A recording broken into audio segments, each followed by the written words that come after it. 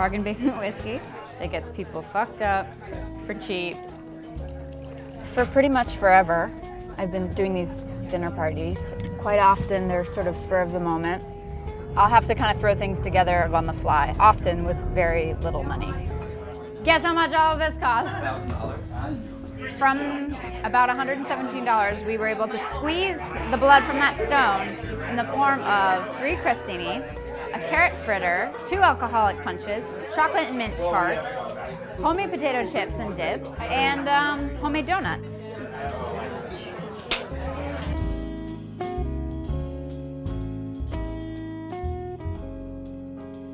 So we're working off the premise that you have these basic pantry principles, so to speak. Butter, garlic, black pepper, sugar, olive oil, vegetable oil, flour, and salt. So this would be sort of a perfect setup for a party that you kind of throw together last minute. Say you wake up on Sunday morning and you and your boo want to invite 50 good friends over. We're getting enough food and booze for about a 2 to 3 hour cocktail party. This is not meant to like feed 50 homeless people. Very cheap. Something seemingly not that much larger is actually almost twice the price, so we're gonna go with this little guy. Pecorino is a good substitute. It's often much cheaper than a certified Parmesan. 99 cents, cannot beat that with a stick. Never buy light sour cream, it's totally garbage. So the concept is sort of like what the average person would normally do for like a cocktail party is probably go to like a cheese shop or even like your bodega cheese section and just try to like bulk up a table, but really that doesn't get you very far. Thank you. The total is $84.75. We're gonna do it for $100. So next on our list is to hit up the liquor store and to pick up some beer for one of our punches. We're doing a whiskey-based punch with cider and rosemary and citrus. And then I'm gonna do another punch that is gonna be beer-based, which was something I discovered years ago where I was super broke. It's gonna be super delish. I'm going off to do some gathering of little decorations. This could be done in your backyard, but since we live in this shithole called Greenpoint/Williamsburg, it's gonna be done in a local park or a highway underpass. These are major. These will prove to be handy. This makes a quick getaway. This is what gin is made out of, so it's juniper. This is a good start. That'll make a little something something. Bodega flowers even are like fucking $9.99 a bouquet, so not on my watch. This is very simple, and the best part of it all is you can do all of it for the most part ahead of time, so that by the time the doorbell starts ringing, you can just go and be a host and then get drunk and have fun and kiss under the mistletoe.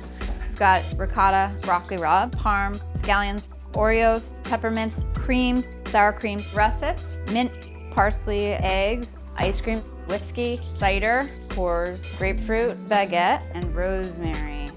These are some really quick, easy, simple dishes that you could throw together, even by your lonesome. So we're gonna get our carrots prepped for the fritters.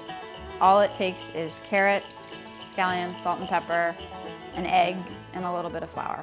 As I said, a very, very easy recipe, like really only like 3-4 ingredients. You don't need a ton of volume of carrots. You know, you can take 1 bag of carrots and make enough for 40 people. If you don't have a food processor, it's really easy to use just like the old-fashioned box grater, but this is like, couldn't be simpler. I'm gonna take a handful of salt. These are just like any other vegetable. When you salt them, they start to sweat a little, so it's gonna get a little moist up in here. Then season it with a couple of grinds of black pepper, an egg, 1/3 of a cup of flour. So see how we're just folding the flour in? Oh yeah. These will do great in a shallow fry. You're looking for, yeah, like a steady stream of bubbles to start. Serve these plenty because they're really like incredibly simple. I have a feeling these will go with like the first 5 people that walk in the door. To get that awesome golden crispiness that we're going for, maybe 3 to 4 minutes on either side. They're teeny tiny. They're really good. They're perfect like finger food, and you can top them with some nice stuff. We had some extra sour cream, so what we did was took a little chipotle. That makes a really nice smoky crema. It's kind of perfect on this recipe. If you want to make sure like one little piggy doesn't eat all of these, this is a great one that you could put on like a tray and have somebody pass around. If you've cooked them the day before your party, if you're extra prepared, you would just wrap another paper towel on top, wrap it in cellophane, and pop it in your fridge. But for us, we're gonna use it tonight, so we're gonna put it aside. For our cookie tart, we've got Starlight mints, and we're gonna chop these up in the food processor. 2 tubs of vanilla ice cream that we've been keeping in the refrigerator to let them get nice and melted. So we're gonna whip some cream to add to those guys. And then the Oreos, we're going to pulverize the cookie. In the meantime, we're gonna melt about half a stick of butter. These are just to top a bunch of tarts. So let's do like 1, 2, 3, 4, 5, probably 10 to start with. And this will really grind them up good. Yeah, you get that super cute pink. So this is our little peppermint snow, which is also a porn star's name. So for our dough, we have the cookie. I've never made this before, so this is an experiment. Slowly going to add the melted butter. I think the cream is gonna help a lot to make the right consistency. Add like a splash just to get it kind of like wet dirt. Perfect. Next step would be to whip this cream. Doing it this way I think is miles better than the store-bought. Usually I make a friend do it. Okay, I think we're there, thank fucking God. Dumping the vanilla ice cream in there. It's all kind of like icebox cake, set it and forget it kind of ingredients. If you ever experienced this as a child, it's gonna put a big smile on your face. I'm gonna test it out by sprinkling some of our little peppermint snow, and if it sits on top, yay! Look how cute. Really, who's gonna turn this down? All right, and into the freezer immediately. Boop. So next up is the broccoli rub for our crostini. This is another sort of like 3-ingredient dish, which is garlic, ricotta, toasted baguette, and then maybe shave a little orange or lemon, depends how we're feeling. When you buy the head in the grocery store, it's gonna have like a tail end that's no good, you wanna cut. It's a little stocky. So I would say it existed like this, had the rubber band around it. It's really thinly sliced garlic. We're gonna be very generous with the olive oil here. We're keeping this a little bit low and slow to sort of lure the sweetness out of the garlic.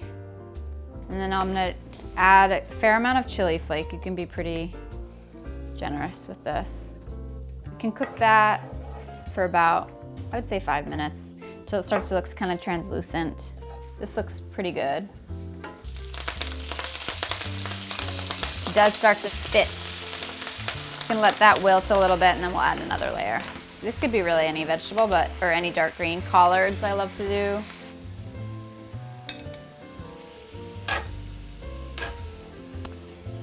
Pulling this. This is like a very good workhorse, this broccoli rabe. Kind of broil a baguette in the oven with a little olive oil. Get a good amount of ricotta. Delicious. I'm not a very organized chef, but there's like a method to the madness. So we have our punches waiting in the wings up until the last minute, right before the guests arrive. I'll assemble those. In the meantime, I'm hand cutting some potato chips. I've got the artichoke crostini cooking in the oven and a white bean crostini. We've got all of our dessert ends of things taken care of, and we're in very good shape. All the other recipes that are gonna be in our menu, you can follow along on the blog. So people are starting to arrive, so I'm just gonna throw the punches together very quickly. We've got an orange ice cube here. This is rosemary. You can read about how to make these on the website. We're gonna take our whiskey. Punches are great for parties because they utilize really cheap liquor. This is a cider, orange, and rosemary. And then this punch, grapefruit. We'll do that first. This is gonna go in no time. Good old Coors Banquet. We're calling this the Banquet Ballyhoo. Don't be shy. Lemon slices and mint. So festive. The trick about punches is you wanna make it somewhere between soccer mom and hardcore alcoholic. Dirt. So the idea is to take that money that you would normally put into some like waxy thing of brie and put it towards colorful, tasty, multi-textured items for your spread.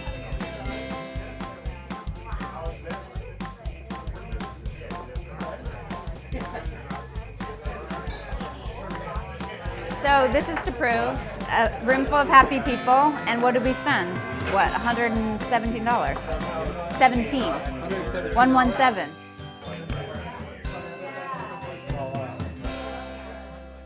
The Gemini Taurus cusp in me. This is the Gemini Taurus cusp talking again.